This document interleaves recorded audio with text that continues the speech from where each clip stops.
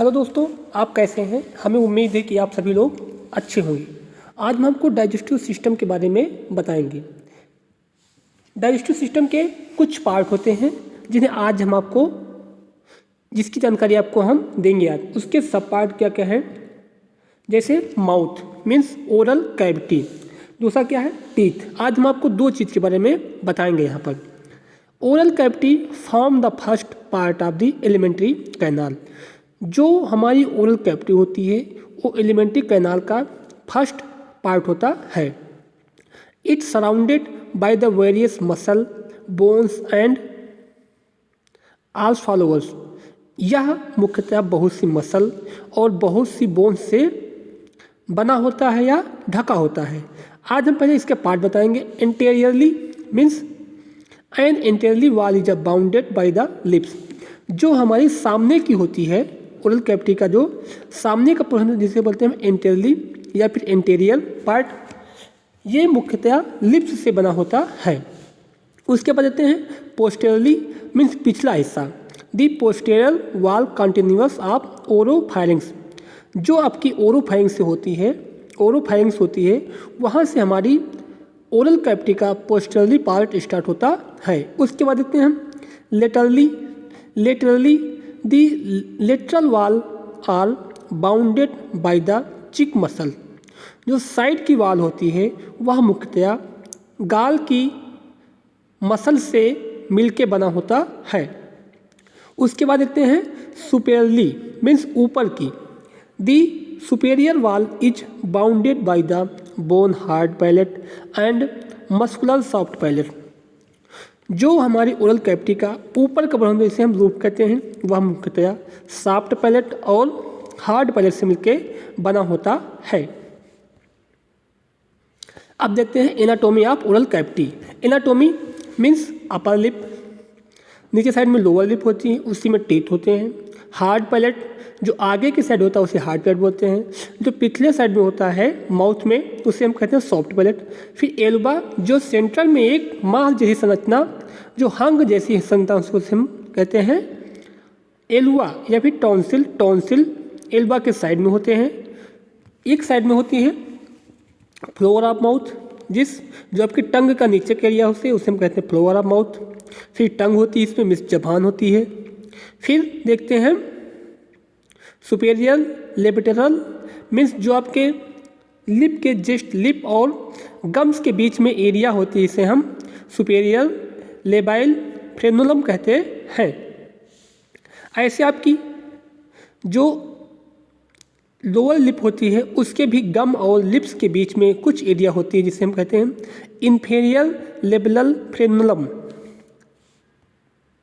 अब देखते हैं एनाटॉमी ऑफ ओरल कैविटी।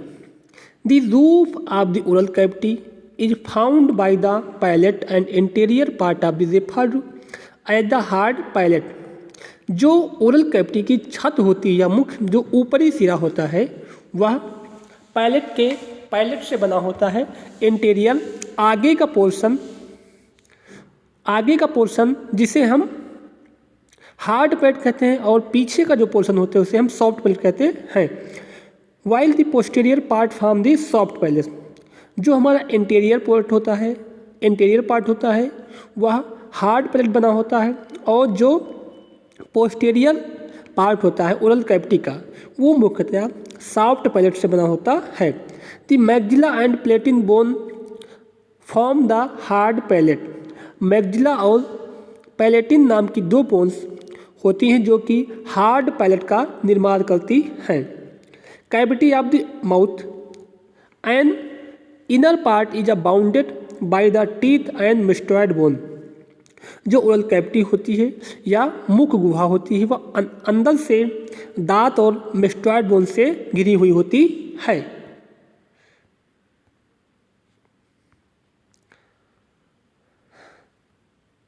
अगला देते हैं हम इल्वा मीन्स जो बीच के सेंटर में हिलगा हुआ पोर्शन होता है। It is a conical process means ये कॉनिकल जैसी संरचना होती है। Which hangs from the middle of the soft palate, जो कि सॉफ्ट पैलेट के मिडिल में स्थित होती है। Two fold of mucous membrane, जो कि यह दो म्यूकस मेम्ब्रेन से मिलके बना होता है, इंटीरियर एंड पोस्टीरियर। क्या होता है? Interior and posterior. Posterior pillar fauces lab the interior side of uvula tonsil the between the fold, जो कि इल्वा के दोनों साइड में टॉन्सिल उपस्थित होते हैं। अब क्या बोलते हैं? The important structure of mouth are, means क्या क्या माउथ के महत्वपूर्ण अंग होते हैं। इसमें क्या होता है? टंग मीन्स जबान, टंग में जीभ, सेकेंड आपका टीथ, टीथ में दांत, फिर स्लाइवरी ग्लैंड या फिर लार ग्रंथि।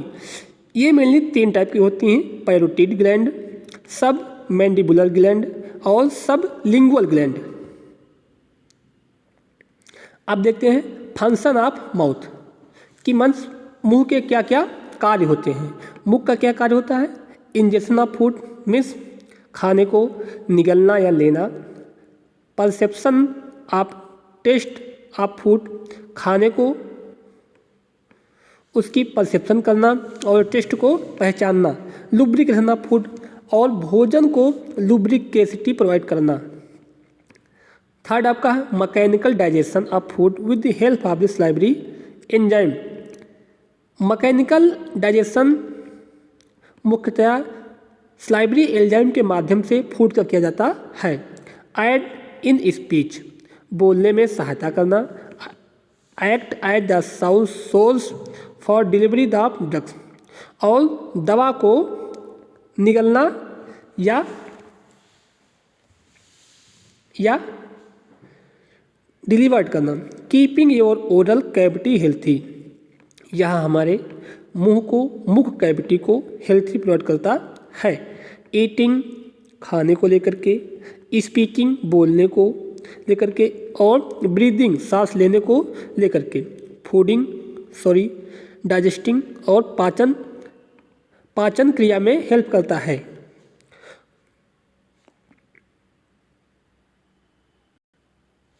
सेकेंड है आपका टीथ। टीथ क्या करता है? ये भी आपका डाइजेस्टिव सिस्टम का एक पार्ट आता है। As soon as the food is taken into the mouth, जब हम भोजन को मुंह में लेते हैं, in the chewed with the help of teeth, तब हम दांतों की सहायता से भोजन को चबाते हैं। To the break down to the smaller particle, और चबा करके उसे हम छोटे छोटे टुकड़ों में बांट देते हैं।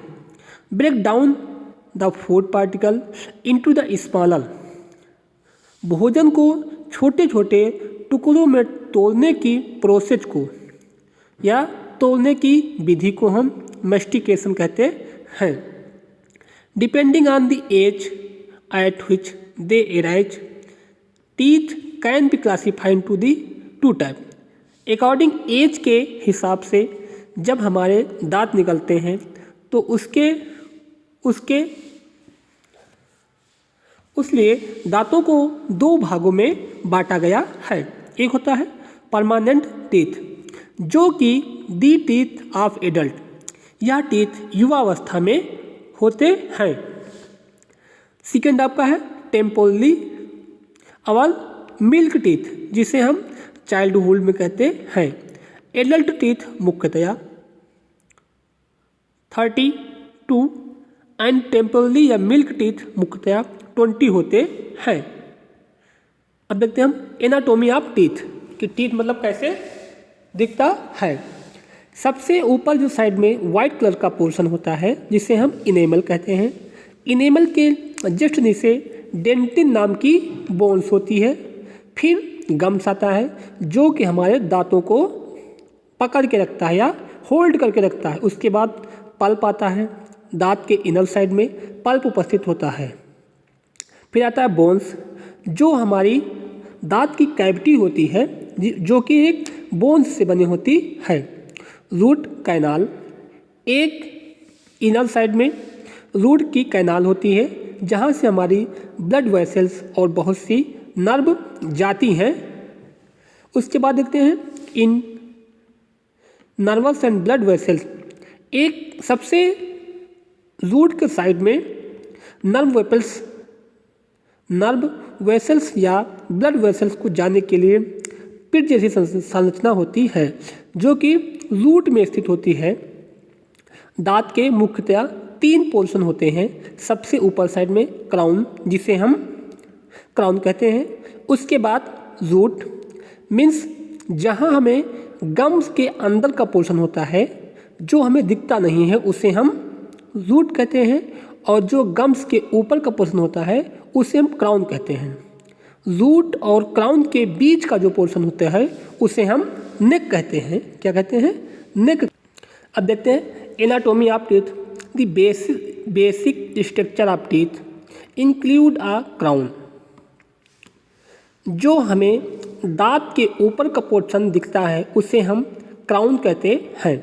एंड द रूट, जो कि नीचे, the part with in the gums holding the tooth family, जो कि दांत को नीचे से गम के माध्यम से जकड़ करके रखती है, उसे हम रूट पोर्शन कहते हैं। The crown is covered with enamel. जो ऊपर का पोर्शन होता है क्राउन, जो हमें दिखता है, वह मुख्यतया इनेमल से ढका होता है। रूट इज कवर्ड बाई सिनेमेंटम, जो कि टीथ की जो रूट होती है वो सिनेमेंटम टिश्यू से ढकी होती है, जिसे हम हार्ड कनेक्टिव टिश्यू कहते हैं। The part connecting the crown at the root portion of a tooth is referred as the neck. जो हमें क्राउन और रूट के बीच का पोर्शन होता है जिसे हम नेक कहते हैं। क्राउन मुख्यतया इनेमल से और डेंटिन इनेमल से बना होता है। It is the hardest part of the body. मुख्यतया शरीर का सबसे कठोर अंग इनेमल ही होता है। दूसरा क्या देखते हैं? Permanent teeth. Means teeth 2 type के बताए थे हमने। अब देखिए, they are 32 in number and 16 present each jaw. एक मनुष्य के एडल्ट मनुष्य में 32 दांत होते हैं, जो कि प्रत्येक जबड़े में 16 होते हैं। ईच हाफ जबड़ा, जो कि प्रत्येक हाफ जबड़े में 8 दांत होते हैं। 2 इंसाइजर, 1 कैनाइन, 2 प्रीमोलर और 3 मोलर, मिलाकर के 8 दांत बनाते हैं।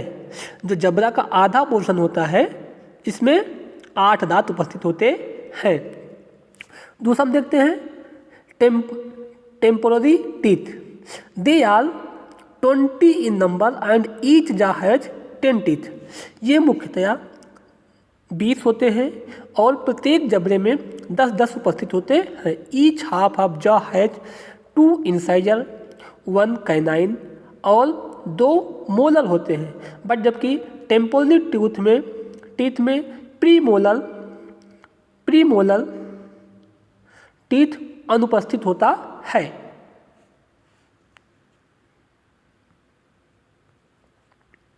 अब देख लीजिए type of human teeth. Incisor कैसा दिखता है, कैनाइन कैसा दिखता है, प्रीमोलर कैसा दिखता है और मोलर कैसा दिखता है।